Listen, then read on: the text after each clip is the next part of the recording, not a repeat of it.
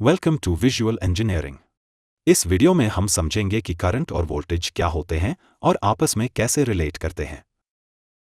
यह किसी भी इंजीनियर के लिए समझना बहुत ज़रूरी है, तो चलिए इसे हम बेसिक से शुरू करते हैं।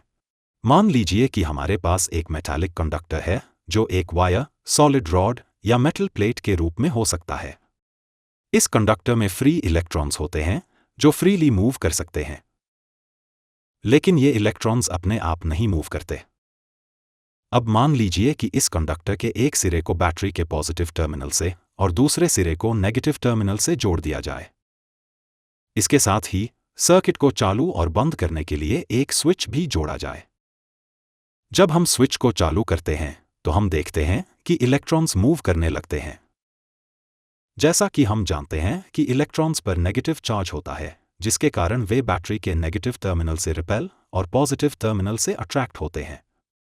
इन दोनों फोर्सेस के इफेक्ट से इलेक्ट्रॉन्स एक पर्टिकुलर डायरेक्शन में मूव होने लगते हैं। ये डायरेक्शन बैटरी के नेगेटिव टर्मिनल से पॉजिटिव टर्मिनल की ओर होती है।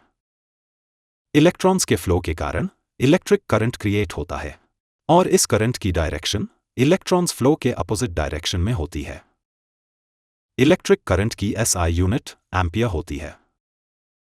करंट को मेजर करने के लिए एमीटर का यूज किया जाता है। मैथमेटिकली इसे हम I से रिप्रेजेंट कर सकते हैं, जो कि total charge per unit time के इक्वल होता है, जहां I इलेक्ट्रिक करंट एम्पियर में, Q कुल चार्ज कॉलम में, T टाइम सेकंड में। आइए अब समझते हैं वोल्टेज क्या होता है। ध्यान रहे कि वोल्टेज को हम इलेक्ट्रिक पोटेंशियल डिफरेंस भी कहते हैं। जैसा कि हम जानते हैं कि इलेक्ट्रॉन्स वायर में अपने आप मूव नहीं करते।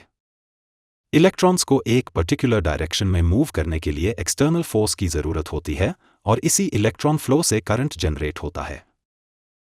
यह एक्सटर्नल फोर्स बैटरी के थ्रू प्रोवाइड किया जाता है।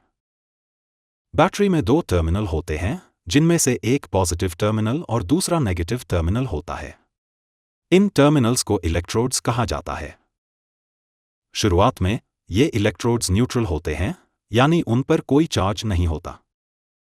बैटरी के इनसाइड केमिकल रिएक्शन होता है। यह रिएक्शन बैटरी में मौजूद इलेक्ट्रोलाइट के कारण होता है। इस रिएक्शन के कारण पॉजिटिव और नेगेटिव चार्ज आयंस प्रोड्यूस होते हैं। बैटरी के दोनों इलेक्ट्रोड के पास चार्ज को अट्रैक्ट करने की प्रॉपर्टी होती है और इसी प्रॉपर्टी के कारण पॉजिटिव और नेगेटिव चार्ज डिफरेंट इलेक्ट्रोड पर डिपॉजिट होते हैं। इससे उन इलेक्ट्रोड्स पर पॉजिटिव और नेगेटिव चार्ज इंक्रीज होता है। इलेक्ट्रोड्स पर जो चार्ज क्रिएट होता है उसे हम इलेक्ट्रिक पोटेंशियल कहते हैं। दोनों इलेक्ट्रोड्स पर क्रिएट हुए चार्ज के डिफरेंस को हम पोटेंशियल डिफरेंस कहते हैं और सिंपल टर्म में इसे वोल्टेज भी कहा जाता है। अब जैसा कि हम जानते हैं कि इलेक्ट्रॉन्स नेगेटिव चार्ज से रिपेल होते हैं और पॉजिटिव चार्ज से अट्रैक्ट होते हैं। इसी कारण इलेक्ट्रॉन्स नेगेटिव इलेक्ट्रोड से पॉजिटिव इलेक्ट्रोड की ओर फ्लो करना स्टार्ट कर देते हैं, जिसकी वजह से करंट बनता है। आइए अब जानते हैं कि करंट और वोल्टेज आपस में कैसे रिलेट करते हैं। करंट और वोल्टेज। करंट और वोल्टेज का आपस में गहरा संबंध है। इसे ओम्स लॉ की मदद से समझा जा सकता है। जैसा कि हम जानते हैं कि जब किसी सर्किट में इलेक्ट्रिक पोटेंशियल यानी वोल्टेज अप्लाई किया जाता है, तब सर्किट में करंट फ्लो होने लगता है। अब मान लीजिए कि एक इलेक्ट्रिक सर्किट है जिसमें एक बल्ब को बैटरी से कनेक्ट किया गया है। साथ ही करंट मेजर करने के लिए सीरीज में एक एमीटर भी लगाया गया है। सर्किट को ऑन ऑफ करने के लिए एक स्विच कनेक्ट किया गया है। वोल्टेज को मेजर करने के लिए एक वोल्टमीटर को सर्किट में पैरेलल कनेक्ट किया गया है। अब हम वोल्टमीटर की वैल्यू नोट करेंगे और स्विच को ऑन करेंगे। स्विच ऑन होते ही सर्किट में करंट फ्लो होने लगता है और बल्ब ग्लो होना स्टार्ट कर देता है। अब हम एमीटर और वोल्टमीटर की वैल्यू नोट करेंगे। आगे हम सर्किट में एक आइडेंटिकल बैटरी सीरीज में कनेक्ट करेंगे और वोल्टमीटर की वैल्यू नोट करेंगे।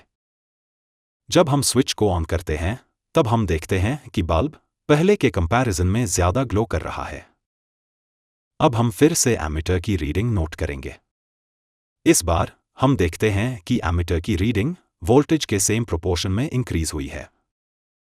इस स्टेप को हम फिर से 3 सेल्स और फिर 4 सेल्स के साथ रिपीट करेंगे और साथ ही एमीटर और वोल्टमीटर की वैल्यू नोट करेंगे।